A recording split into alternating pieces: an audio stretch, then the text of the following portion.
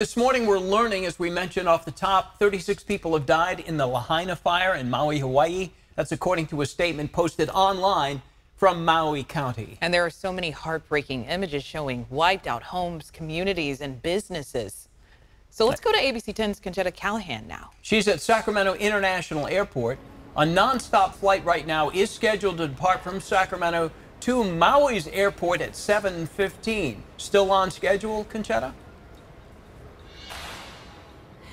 No delays, no cancellations. That's a Hawaiian Airlines flight set to leave in less than an hour. Now, people are being told not to go to Maui because resources are so limited there. But despite everything that's been going on, the airport in Maui has remained operational since the fire started on Tuesday.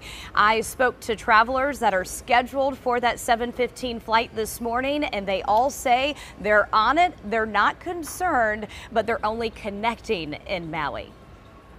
I have a 2-week time that I have to go, and I want to go on my vacation. This is my only vacation for this year. I'm just passing through. I'm going to the Big Island, so I have to worry about the wildfires over there. A lot.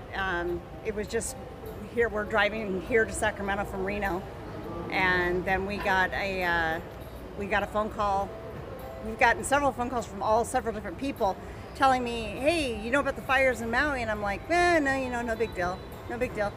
We told them we were still coming, but we didn't realize how bad it was. Yeah, so it's just like a daily California day, so it's just.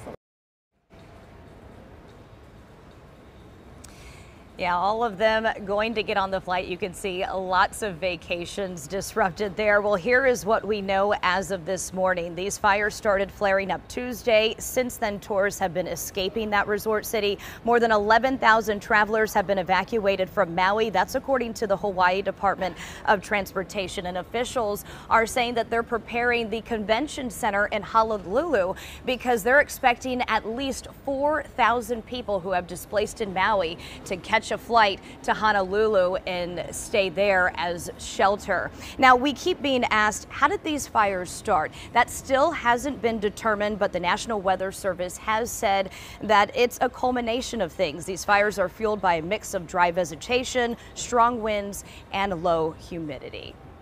Yeah, Conchetta, talking about airports, Maui's airport is 25 miles east of Lahaina. So that's good for people that you've talked to who are trying to connect. It's sort of a ways away. Any other flights from Sacramento to Maui today?